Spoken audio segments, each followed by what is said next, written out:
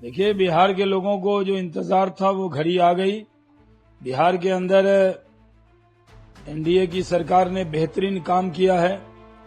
बिहार में आज international cricket stadium है, अच्छे एयरपोर्ट हैं, बिहार के अंदर अच्छे रोड, बिजली, पानी, सड़क में सब में काम हुआ है, इंफ्रास्ट्रक्चर है, इंडस्ट्री है। बिहार के लोगों को बहुत रोजगार मिला है। बिहार में महिलाओं के अकाउंट में 10,000 रुपए गए हैं और बिहार में खुशी की लहर है। और अब तो मेट्रो भी बिहार को मिल गया है, तो बिहारी अब सबसे आगे चल रहे हैं तेजी से। नरेंद्र मोदी जी का इंजन है और नीतीश कुमार जी का इंजन, डबल इंजन की सरकार। तो हम लोगों ने अच्छा काम किया। इसलिए जब कोई स्टूडेंट अच्छी पढ़ाई करता है तो उसे एग्जाम का इंतजार रहता है कि वो परफॉर्म करे, एग्जाम में जाए। और जो भूसकौल विद्यार्थी होता है वो सोचता है कितना टल जाए तो अच्छा है। तो हम लोगों ने अच्छा काम किया, इसलिए काम का इनाम बिहार की जनता देगी।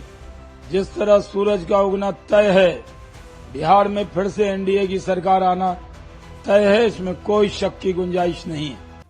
लेकिन सर, राष्ट्रीय जनता दल के नेता तेजस्वी यादव नीतीश कुमार जी पर सवाल उठाते हुए कहते हैं कि उनकी तबीयत ठीक नहीं हुई, उनकी दिमागी हालत ठीक नहीं है।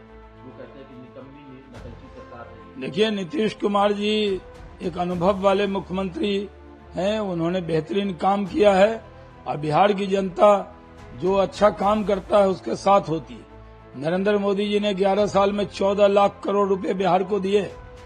बिहार के अंदर सारे रोड के प्रोजेक्ट किए। 13 तो ग्रीनफील्ड एक्सप्रेस वे बिहार को मिला। देश में सबसे ज्यादा रोड के सेक्टर में अगर केंद्र सरकार ने पैसे दिए तो वो बिहार को दिए। गंगा नदी पर एक नहीं अनेक पुल बने हैं। तो लोग हमारे साथ हैं। तेजस्वी यादव कुछ भी कर लें, इस बार विपक्ष के नेता का दर्जा भी उनको मिलने वाला नहीं है। सर, कल चुनाव आयोग तमाम चीज बताया कि किस तरह से बंदोबस्त किए जाएगा फ्री एंड फेयर इलेक्शन। इसके बावजूद जो वहाँ पर विपक्षी दल है उनको शक है आज कि चुनाव ठीक तरीके से वहाँ पर संपन्न होगा कि नहीं होगा। वो इलेक्शन कमिश्नर की नीयत को लेकर के सवाल उठा रहे हैं।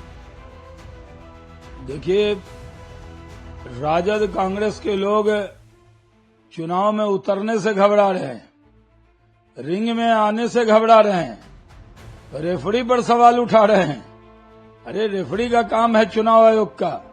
आइए मैदान में, लड़िए एनडीए से, घबराइए मत तेजस्वी यादव, राहुल गांधी। बुरी तरह पराजित करेंगे इस चुनाव में महागठबंधन को।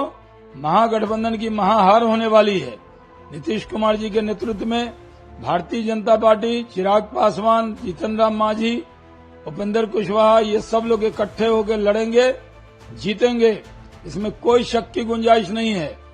राजद और कांग्रेस अभी से हार का ठीकरा फोड़ना चाहता है चुनाव आयोग पर।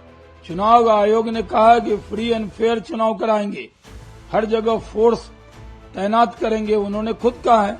तो चुनाव आयोग अपना काम करेगा, हम लोग भी अपना काम करेंगे। तो राजद के लोगों को डर क्यों लग रहा है चुनाव से? आइए चुनाव में एनडीए से मुकाबला करके दिखाइए। हम लोग महाराष्ट्र जीते थे, हरियाणा जीते, दिल्ली जीते, अब जीत का चौका मारेंगे बिहार के अंदर, इसमें कोई शक की गुंजाइश नहीं है। सर, बिहार के बगल का राज्य पश्चिम बंगाल, वहां से कल जिस तरह की घटना सामने आई, भारतीय जनता पार्टी के सांसद खगेन मुर्मू जी पर जानलेवा हमला हुआ, एक विधायक उनके साथ उन पर जानलेवा हमला हुआ। क्या कहना है प्रधानमंत्री जी को चिंता जताई है वहां कानून व्यवस्था को? देखिए, पश्चिम बंगाल में पूरी तरह जंगल राज हो गया है। टीएमसी के गुंडे, वहां की पुलिस, वहां की सरकार, सबका तालमेल है और वो मिलकर बीजेपी के कार्यकर्ताओं पर हमला करवा रहे हैं। वो दिन दूर नहीं, बंगाल में भी टीएमसी की सरकार को उखाड़ फेंकेंगे। जनता हमारे साथ है। वो लोग जिस तरह के हमले कर रहे हैं, कानून का राज वहां पूरी तरह खत्म हो गया है। बंगाल में ममता बनर्जी अब मारपीट और झगड़े पे आ गई। हमारे कार्यकर्ता बहुत से शहीद हुए हैं और हमारे कार्यकर्ता शहादत के बाद भी डरे नहीं हैं।